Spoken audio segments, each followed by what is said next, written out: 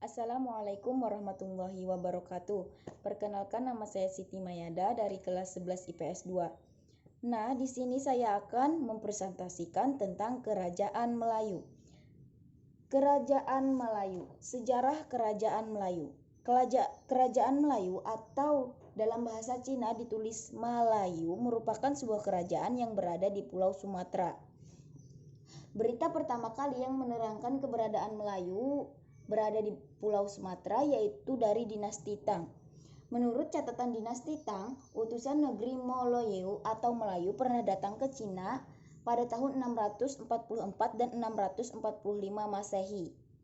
Pada tahun 692, kerajaan Melayu telah dikuasai oleh kerajaan Sriwijaya. Tidak ada kepastian kapan berdirinya kerajaan Melayu ini, akan tetapi diprediksi bahwa berdirinya sebelum tahun 692. Akan tetapi ada yang berpendapat kerajaan Melayu ini berdiri hampir bersamaan dengan kerajaan Sriwijaya, yaitu kurang lebih pada abad ke-7. Kerajaan ini berada di Pulau Swarnadwipa atau Swarnabumi yang oleh para pendatang disebut sebagai Pulau Emas yang memiliki tambang emas.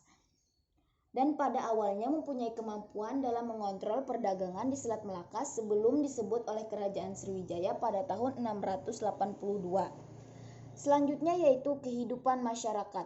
Kehidupan ekonomi karena letaknya strategis di jalur pelayaran dan perdagangan, Sriwijaya adalah kerajaan maritim yang kegiatan ekonominya bertumpu dalam bidang perdagangan. Selanjutnya yaitu raja-raja yang pernah memerintah kerajaan Melayu. Yang pertama yaitu Raja Srimat Trailokea Raja Maulibusana Warmadewa pada tahun 1183. Yang kedua yaitu Srimat Tribunawana Raja Mauliwarmadewa pada tahun 1286. Yang ketiga yaitu Akarendrawarman pada tahun 1316. Dan yang keempat yaitu Srimat Sri Udayaditya Warman Pratapaparakrama Rajendra Maulimali Warmadewa pada tahun 1347. Dan yang terakhir yang kelima yaitu Ananggawarman pada tahun 1375. Selanjutnya yaitu kehidupan ekonomi dan sosial Kerajaan Melayu. Kerajaan Melayu tak jauh berbeda dengan Kerajaan Sriwijaya. Kaum bangsawannya memeluk agama Buddha.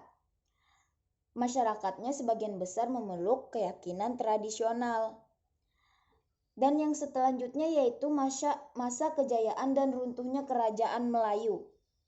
Menurut prasasti kedukan Bukit Kerajaan Sriwijaya melakukan penaklukan atas kerajaan-kerajaan Hindu-Buddha di Indonesia termasuk Kerajaan Melayu.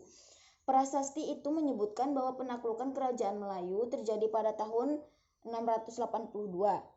Setelah kerajaan Sriwijaya runtuh, Kerajaan Melayu kembali merdeka. Akan tetapi, beberapa waktu kemudian, Kerajaan Melayu kembali ditaklukkan oleh kerajaan besar yaitu Kerajaan Majapahit. Dan yang selanjutnya yaitu penyebab runtuhnya Kerajaan Melayu. Karena faktor politis. Kedudukan kerajaan ini makin terdesak karena munculnya kerajaan-kerajaan besar yang juga memiliki kepentingan di bidang perdagangan. Seperti Kerajaan Siam di sebelah utara yang menguasai daerah-daerah di Semenanjung Malaka termasuk tanah Genting Kia. Dan Kerajaan Singasari di daerah timur yang dipimpin oleh Raja Kertanegara dengan mengirim ekspedisi ke arah barat atau ekspedisi Pamalayu yang mengadakan pendudukan terhadap Kerajaan Melayu, Pahang, dan Kalimantan sehingga mengakibatkan kedudukan Sriwijaya makin terdesak. Selanjutnya karena faktor ekonomi, aktivitas perdagangan berkurang karena daerah strategis perdagangan yang dikuasai Sriwijaya jatuh ke raja-raja di sekitarnya. Sehingga sejak akhir abad ke-13 Sriwijaya menjadi kerajaan kecil dan wilayahnya terbatas pada daerah Palembang.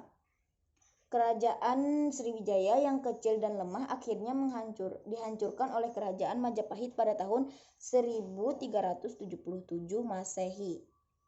Sumber sejarah berasal dari kronik dinasti yang berasal dari kronik Aising dan berasal dari beberapa prasasti.